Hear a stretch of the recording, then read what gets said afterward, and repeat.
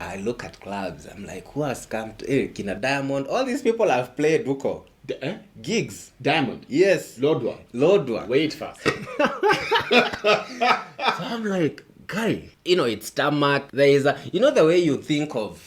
I'm struggling with my own stereotype. With this thing of, is there even water? And then you go, there is a camp, there is a lodge there with a swimming pool. I'm there like, wow. I'm embarrassed. Running an African startup is very different to running a startup anywhere else in the world. There's the tech OGs, guys who've done it for a while. There's the new kids on the block. There's the VCs, impact investors, government stakeholders, and everybody else. It is a crazy show. And if you have been running a startup or know somebody who has, the one thing everybody has is war stories. My name is Tonee, and my African startup story is about those war stories. It's about trying to find the African inside the business, wherever the startup founder is from. It's about being able to stand up for what you believe in, to keep integrity at the forefront of what you're running, and try not to go crazy while you do it. So even as you listen, whether you're a startup founder or in any of these sectors I've mentioned, may you learn something, be inspired, maybe even start your own business. Welcome to my African startup story. Enjoy. Muthuri Kinyamu and Brian started Turn Up Travel. And if you know anything about Turn Up Travel, you know it is the youngest, it's less than 3 years old, but most out there travel agency the country has. Seeing places in Kenya nobody else has ever seen, in the way they've shown it, not only on social media, but in the stories they give. This is an amazing business story of how a guy who had no experience in travel turned a fledgling idea into a very, very lucrative business. Muthuri is in the building. Hey, bro. Thank you for coming through, man. Thank you so much. I love it. Welcome to my spot. Yeah, cool spot. This is where this studio, workshop, office, all under one roof. House. It's a nice. I mean, one of the advantages of being an entrepreneur is being able to work from anywhere. A tech entrepreneur, especially. Yeah, exactly. Yeah. Whatever works for you, works for you. How are you, man? I'm good. Yeah. Turn Up Travel. Yeah. 3 years now. How many years? 3 years. That thing is sick. Yeah. You've been 3 years. It's been 3 years, yeah. And you guys are like, you're everywhere. Where in Kenya have you not gone? And I think the breadth of it is we cover unlikely destinations. Mm-hmm. So people feel like we've been, kind of everywhere. Yeah. So everywhere from northern Kenya, Chalbi Desert to, I found out we have a desert in Kenya 2 years ago. Yeah? Yeah. Marsabit is incredible. You have one county that has Nyeri type Abadea's weather. Mm-hmm. And then you drive for about an hour and then you're in complete desert. Complete. Like the truth. Like sand dunes, these of it. Yes. Sand, the thing. Yes. People call it's not Dubai by infrastructure, but it's exactly you realize how big Kenya is, from high altitude areas, mountain climate, the coastal, desert, and it's all accessible by road. By the way, you can drive a Probox all the way to Marsabit. Yeah, Probox you can drive it anywhere. It's a bit. Can you take a bit to Marsabit? The highway is tarmacked to Moyale border. Where? Yeah. And only when you want to now off-road. Bandits? Nah. Nothing. I mean, I always, and sorry to say this, like, you're safer in Turkana than likely Joburg, You're safer anywhere than Joburg. just be clear. Or the US. It's a crazy place. As a black guy. Yeah, but seriously, like, Turkana is pretty solid. Solid. I think a lot of these places, it's the misconception that people have of I think separating beauty from every other challenge that hunger, famine, all those things. Because that's all we see when you check. Yeah, but I think every destination has those challenges. Mexico with Cancun, London with what, Paris. There is nowhere without an ugly underbelly. Yes, it's just that people just choose to. Australia is on fire. People are still, going. Yeah, people to help put out the fire, but they're going anyway. True. Exactly. But look at how we, for example, deal with a small, scare or an attack or an advisory. So I think that's why I enjoy what we do. Kenyans are a resilient bunch, and Kenya is a beautiful country. Yeah. Let's start from the beginning. Yes. If you ask me about travel, I will think Kenya is a destination, but it's not a destination for Kenyans. It's always been a destination for the Mzungu. for externals, for guys to come here and then they go to Diani and they spend like $600 or whatever. It's a lot of money. When you guys were starting travel, what spurred you into that, and especially domestic travel, because that's who you target? Actually, we this was never. I always say I was never meant to get into travel as a business. I was traveling for typical weekends and stuff, but then Kenya Tourism Board put out a call for applications, and they wanted people to basically take over their social media channels. Yes. And they give you, so you put together teams of content creators, and you travel. Basically. Yeah. That's it. They just gave you their password, so you could share whatever you're doing. But the idea was, of course, to promote the Great Migration, but also show people, beyond the accommodation, what are some of the things to see, do, and experience. Yeah. And that's on social media, which is a key platform for discovery and all that. Yeah. So towards the end of that 3-month campaign, we had interacted with so many people on the supply side of airlines, hotels, tour operators, county governments, to associations, to understand, for example, why do people head certain direction Mombasa, and why not the other side? And then in terms of products, what's ready, what's nascent, what needs development, and then I think discovery, and from what as a product owner you need to kind of have in place, before you start saying, Kenyans are going to Dubai and not Chalbi Desert. And but then the way you're speaking about it now, you're speaking as a professional looking back. Yes. When you were starting, how many years ago? 3 years ago? 3 years. You are not speaking as you're not looking at it as nascent and Chalbi and comparing them to Dubai.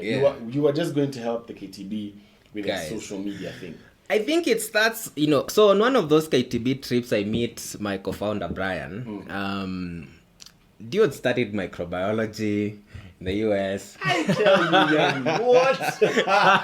It is microbiology. Yeah. What? So on some, so, and then, so he came back with a Canon. Yes. Yeah. And the first trip he did was to, these Vic Falls 21-day trips across different countries. Yeah. And I think his perception, or his drive of coming back was to tell a different story. Yeah. And travel was a key component in that of, a new Africa or, all those things. So, and my perspective, I think, from where I was coming from was, my background is marketing. So I thought, at the very beginning, actually, really what we wanted to do is to organize another trip and have more fun. So Brian would just take the photos and then I would tweet. Okay, that's it. You didn't divide the responsibility. You are the Bisha guy. I am the tweet guy. That's exactly. So just FOMO. Yeah. But we actually just said, let's just maybe, this is around November of 2016, said, then Christmas comes. Yeah. And then, so like, New Year, what's the plan? Say, let's just organize one trip. Yeah. I mean, if people don't come, it's fine. We'll still go to Atamu. Yeah. But then I think the very first one, I think we had like 12 people. Uh-huh. It was around this time, January. And we had fun. And I think that's the first time.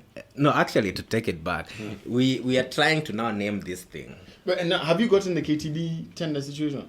That was a 3-month campaign. And it started in June, ended sometime in October. And was it for many people? 1 guy, 2 guys, a team?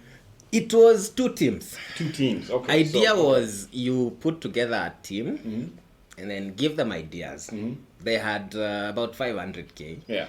And then they would introduce you to everyone, industry, hotels, to give you complete. And they send you a letter, they send you an email, they send you a letter. Yeah. So these guys, do they charge you to go and stay in their places? No. Freebies, man. Man. Actually, for what it was, if I'm staying in like some luxury camps, places I would still not afford, Today. 60,000 a night. I'm like, man, places, Angama, Finchatrons, beautiful places. Wait, what? Yeah. What? I don't even know what you said. What is that? But, I think a lot of people saw the budget, which was 500K, and felt like, this is kidogo pesa, which it was for the kind of campaign they were looking at, compared to what an agency would have done that for a consultant. I think for me, I looked at it as a traveler, getting free travel over the weekend. Because you're not a professional. You're not coming in at I've got 27 years of experience. You're like, hey, this is something that sounds fun. And they'll help me with introductions and pocket money. 500k was pocket money. Hey, you asked me pocket money. Like a bathtub. Hey, just put it on this card. Yeah. So that's how it starts. Since I was coming from an innovation, venture capital, entrepreneurship world, I think because you were in Nest. Yeah, Nest. Oops, I'm sorry. Nest. Why do you say Nest? Nest. Aaron left Nest to go to Mest. You see, so there was a word. Yeah, we always had this branding, and then there was the other Nest Collective. And there's Nest Collective. Yeah, so people would come to our tech events thinking they're fashion events. That must be a tricky situation. Okay, so you were in Nest with Aaron Fu. Nest. We started Nest with Aaron Fu. Yes. Aaron Fu then left. Yeah. But so how you're you've done all these things, so I had worked in North Africa. They helped set up Nest here. Yeah. We had launched Meta as a club. So I think I had reached, like a cap for this entrepreneurship. I think I was like, so now what's the next thing, And the challenges still remain the same, lack of funding, lack of what, lack of this, and sometimes I actually feel like you can't unlock any other, I think it hits you a certain level of maybe you can't fix some of these things. Or maybe you've done your time. It's somebody to take it from where you are and then exactly. So I think I started feeling like that, and not that it wasn't impactful in terms of the work we were doing. I think, as you're saying, I think, what I was doing over that KTB period was more exciting. I used to look forward to the weekend. Nice. Hey, that's the life, bro. My God. That's what you want. Yeah. So, but then after we start this stand-up travel thing, I am still working for Nest full-time still. Full-time? So we're still traveling on the side. Yeah. So I did that, every Kenyan I think has a side hustle. So I transitioned slowly. Yeah. And then went full-time now at the beginning of 2018. Because this started in 2016? Yes, end of 2016. Yeah. So now you're doing... So you're telling me about the first time you and Brian go, he's got a Canon. Yeah. You guys go, you're 12 guys, 15 guys. It kicks. Yeah. What was so interesting about that ship? I think one of the things is it was not organized by a tour operator. It wasn't a standard experience, where you're told, this is it. We were just having fun as friends. Yes. So there was, I think the beauty of that trip was one, people had trusted us with their money. So that's because you guys are not cheap. Right? Yeah. But it was, and I think that's the first, if you're proving if someone pays for a thing, then they clearly see value in the whole thing. The second thing was it was January, so it was good to check this myth that people are always broke in January. If you're trying to change consumer behavior of people travel always in December, and then things are expensive, people hate it, but they still have to go somewhere. So we kind of proved that at the very beginning that people could actually change behavior if you give them something compelling. But the other thing was, I think we were looking at it more from as storytellers, not so much as tour operators. Okay, so now that's interesting. So you've gone into a traditionally tour operator space. You've come with a different attitude. We're going to be storytellers in the way we do it. You've gathered people in a unique way because you guys used social media only. Yeah. And you're targeting a local market. Those are very many challenges to take on at the beginning. You guys said, who is the biggest guy in the room? That's the guy we're going to fight. What guarantees did you have this was going to work? There was none, but also there's the cost of failure was super low because it's, you see, if the trip didn't make numbers, we would probably still have traveled. It was a bus package, so it was no overhead. You know, so if you get 5 people, you still put them in a bus to Coastal and all that. I think that, again, the other thing was you were foolish. You know, I'm just saying it to myself quietly. Yeah, crazy. When you don't know, and I've seen like what we were doing in 2017 in terms of frameworks, in terms of thinking. It was very crazy stuff. Did you even have like accounts? Were you registered? Was it called Turn Up Travel? Did you have all that stuff going? I mean, you just said let's try. What we had, when we decided on, like, I think the other thing is how we got the name. So we were like, we don't want to be XYZ Safaris, XYZ Adventures. Every boy and his mom has a safari company. Those things. Yeah. And so, but like we actually knew what we want to do, which is to travel and turn up. I mean, that's like... To travel? Yeah. And turn up. Yeah. That was like... It was actually like... This trip to Mombasa where I met Brian, it's the time Chris Brown is in Mombasa, Wizkid. So we had like a proper crazy weekend at Voyager. Party. All inclusive. Everything. Mad. And then, Mad. So many mad. yeah, so we were like... Wow, what was that? But anyway, it was good. Whatever it was, everyone seemed to like, man, that was a good weekend. Yeah. So that's the genesis of let's do something like that again. You know, the way you come from a thing and everyone is happy, everyone is like, you know, deep conversations, all those things. Yeah. Amazing time. So we actually just say like, we will do one of these things again. So, and that's, I think, just that. That's it. Because I had barely known Brian for more than that weekend. Yeah, and like from maybe October to January, we are co-founders. So like, but we actually never had like, let's start a business. No. We actually just said, let's do another thing. Yeah. So we didn't, start by registering a business. No. How we register a business is we now get a gig with Turkana County. And now it has to be formal. Yeah. And we're like, now actually people are taking us seriously. Because you guys are taking yourself seriously. Yeah, us guys are all like, if we need to go somewhere, if you see like some, Brian was looking at it from a visual, what looks good, what's less known about. I was looking at it more from, marketing and experience, like what's really fun. Yeah. And then we can capture that FOMO and, share, make people feel inspired or because annoyed. FOMO is powerful, yeah. It's powerful. Hey, I'm like, why am I not there? Man? It's like March 17th, I have no money. It's but exactly. These guys are chilling, throwing it down in Zanzibar or whatever. Yeah. So 2017 you start. Yes. Tell me about that journey.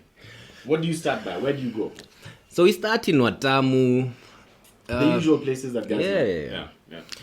But repackaged, You'll find our packages, what we call full exposure packages. Full exposure. Yes. Okay.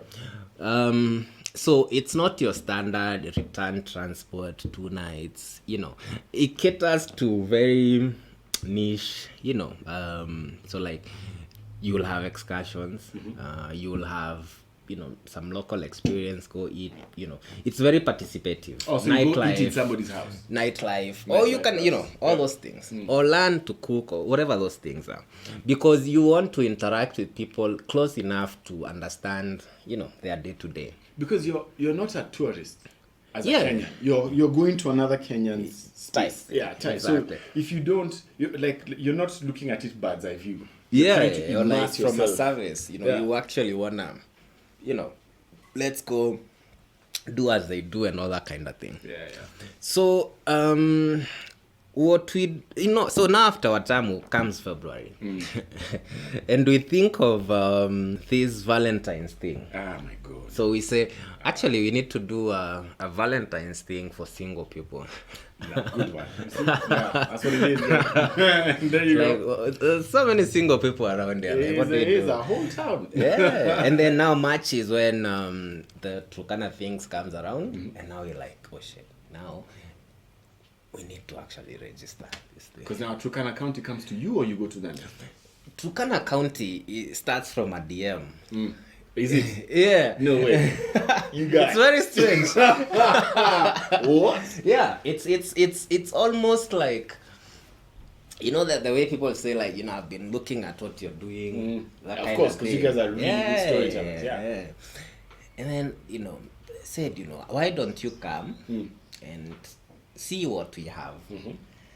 And then, you know, they didn't say, like, you know, you need to package it or something, but you know, just come. That's all. Yeah, just come. We'll host you. Bring a few of these content creators. Yeah. So I got people. That's very progressive. Yeah. And then On DM, bro. Yeah. And I said, sour. Now, because I'd never been, so I say, first of all, now, before I take these people, let me just go. See it. See what's happening. Yeah, and then I go land in Lodwa. We do like a quick 2-day, you know, tour. Look. Yeah. Then I'm like, you know, it's actually nightlife in Lodwa is insane. Nightlife.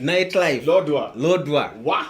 Yeah. I've never seen those two words in one sentence together. You know where like Turkana is, like Lodwa. You know, you have Ugandans, you have guys from South Sudan, you have the expat community working in development. Now they have, you know, all these guys who are doing oil and all these things. Like in a Tulo and wherever. Those things. Yeah. So it's like Hiten. So there are those two towns with very interesting people and liquidity. Because those are the two things you need. Yeah. People and money. That's it. So you go and I look at clubs. I'm like, who has come to Kina Diamond? All these people have played Duko. Gigs. Diamond. Yes. Lodwa. Wait fast. So I'm like, guy, you know, it's tarmac. There is a, you know, the way you think of. I'm struggling with my own stereotype. With this thing of, is there even water? And then you go, there is a camp, there is a lodge there with a swimming pool. I'm there like, Wow. I'm embarrassed. I'm feeling it now. You know, I'm feeling that embarrassment. You know, then there are like irrigation schemes. I'm like, so it checks it. Now I realize what you know, when you say you want to, you know, tell stories, it hadn't hit me like the wavelength of that, you know, of how even my own bias or whatever could play into that, you know. So I come back and say, like, you know, I ask a few guys who wants to have a all expense paid trip, like a week to Ghana. We'll fly. And how much was the trip for guys to come? No, that was not a paid trip. It was them covering the trip. Yes. You guy. Yeah. You guy. You guy. Yeah. So how many guys did you get? I got we had like about 10 content creators, about 25 tour operators. So we organized there. 35. Yeah. That's all over. We came back with shots that people, I mean, I still have that video of some drone shots we took at Kainuk border. So it's forested. Yeah. People don't so think. So crazy. Yeah. In my head, I'm like, when you said forested, I'm like, wait. Yeah. Wait. Exactly. So whenever I when you show it, when we came with it, I know, like we are showing people, you know, different sites around Turkana. People are like, no, you're kidding. And I think that kind of set the tone for what we do in terms of experiences, in terms of content we produce, and in terms of even destinations that we, or what we cover, because, and even how we engage those communities, because in as much as we are exploring all this beauty, there are still realities and challenges. No doubt. But we also don't want to go there with, you know, the tokenism that has existed. We want to engage on almost equal standing, that, you know, you're a host, we are here to explore this, but if we also can do something around this place. So I look at tourism in that perspective. It's not just for fun.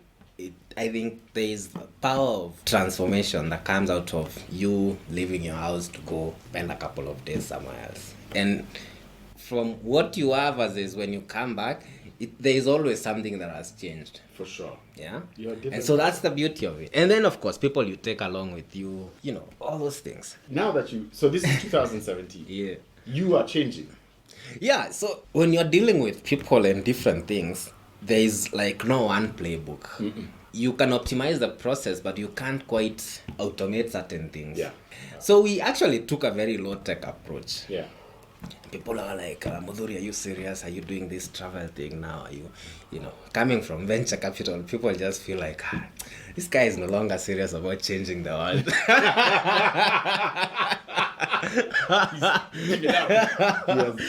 I'm like, don't worry. I'm like, it's, people look at it from, it's fun, but are you like serious? Exactly. They don't take it serious. Yeah. I also could actually like think, are you actually serious? Is this... You're surprising yourself. Like, and I think at some level where you're somewhere in your career or life where you actually now need to start placing heavier bets on. Yeah. And going all in. So you're like, if I'm gonna be like employee or that kind of thing, now I need to figure out if I'm going back to school. How am I? It's the decade of making it happen. How are you going to be sufficient for the thing you've just started? Yes. Accidentally. Yeah. Yeah. But it was also good fun. Of course. Like, they're enjoying and looking forward to Sundays. So I wasn't like, it wasn't costing us money. And I mean, my theory of accessing spaces has always been convened. And so that's the same approach I took, which was, I'm coming from a KTB thing that had, basically given us access, because it was access. It was. To now this thing that says, if you put in a bit of effort, your seat will always, if you create value, you always enjoy some benefits. You don't have to ask, how am I going to make something out of it? Yeah. If you're creating something that people like or, and are paying for, there'll always be something for you in that table. That's no doubt. And I said, as long as this is going on, it's fine. We don't need to figure out where we want to be in 1 year or 3 years or 5 years. You're not overthinking. Yeah. So we've put in kidogo money. I mean, and like, what are we putting in money to? Like, it's a website. Did you build a website? Yes. What else? Did you get business cards? I said, first of all, our product is not a website, it's not a payment system, it's not either of those. Our product is really is an experience. Yeah. So before we even start thinking of where are we between online travel agents, Airbnbs, all these things, what really is the product? It's not how you'll pay, how you'll book, that's not it. It's really what you experience. Are we playing into a cost thing? Are we saying we want to be cheaper? Are we saying where are we? Yeah. So as long as we understood what it is and who it is meant for, we are the product. And because you have a niche, because you have a market, I mean, Kenya is your playground, essentially. You're not doing Dubai trips, you're not doing Costa Rica trips, you're not doing SA trips. Kenya is your playground. The niche you're looking for is this middle class people. Yeah. And there's a good number of people who want to travel, but they're not going to go far away. And also, you found some gems that nobody else can see. And Instagram and YouTube and Twitter and all this, you guys are like, I look at your WhatsApp statuses, and I'm like, where is this guy? Yeah. It's fantastic stuff. Yeah. It's I think retrospectively, if we stopped to figure out what we are doing, and I still say today, I hope we never lose that spirit of, let's do it. If we have to, because I mean we are self-funded, so we are not answering questions to any. If people feel like they should drink till 4 a.m., that's up to them. It's fine. Yeah. And a lot of things, if we feel like we need to tell certain stories or go to certain places, and by being a travel tour operator, content creator, we can somehow figure out how to get there, and we just do it. I mean, I'm never so much worried about where will the money come from. No. It's how do we do it. Yeah. If we can do it, I think we can show it to someone else, and then they can either take us back there or take us elsewhere. Yeah. And so I think it's just ensuring you make smaller mistakes that won't kill you. That's so good. Yeah, you can't be right, but you can reduce your margin of error. Yes, you can't be right, but you can reduce your margin of error. Bro, that's genius. That is super clever. Yeah. And what have you faced challenges that you look at and you're like, that was something that failed, but it didn't kill us? Definitely. What we do is, before we launch like a series of packages, we create a framework. What is when you say create a framework, what is that? A framework is, if you look at like our Instagram tours, there are tours for content creators. Yeah. What's the problem? The problem back then was, guys kept on being arrested when they go shoot in the CBD. For example. Brands or agencies didn't have a better way of engaging, influencers. So you find if you have like 10, 15K followers, you're probably still not a big wig. But if we pull 10 of those guys, that's they have numbers, right? And bigger impressions. Also, those content creators, instead of them doing, because they're somewhere, they're either working somewhere, they're doing something on the side. So instead of them approaching hotels directly, so we created a platform that allows them to come co-create. If you're starting out as a photographer, vlogger, you get to learn from a more experienced Muthuri Kinyamu or those guys. Then we create like a canvas from 5 a.m. to 5 a.m. the following day, for example. So you can create all sorts of content and you have people and it's fun. So that's the product. The framework simply is a way for creators to collaborate with brands around travel. And so TurnUp then becomes an enabler. Right? And that can be easily replicated, and we took it countrywide, for example. Counties can plug into that thing, brands, hotels. So it's just a thing that, you can co-create value around. Yeah. We now also package festivals, package, promote, and document festivals. Yeah. Package, promote, and document festivals. Yeah. And you're talking like, what kind of festivals are you speaking about? These are cultural, your Korogas, Kilifi New Year, as experiences, because now people want to consume more live experiences, want to understand. If you look at like the whole Afro Nation, Afrochella in Ghana, Year of Return, it's all culture heritage. It's all that thing was massive. Wow. So there are people who want to understand that. We also now understand that not everyone wants to go to Masai Mara or all those things, see an animal. But, if you look at like 2019 in Nairobi alone, number of festivals, it's crazy. It was actually quite insane. Yeah. And so there are people who are just traveling around these things. So the model there is to help festival organizers package experiences layered on this. Right. A huge part of it is the logistics of getting people there, accommodation, excursion, sightseeing. But also there is a lot of content to create around that. To both promote that before and post document in terms of what happened, what went down. The beauty of that is it's a themed experience. So it's not one of those things that you always we go to Naivasha, so you can go next weekend. It prompts the traveler. If you actually don't go, it's until next year.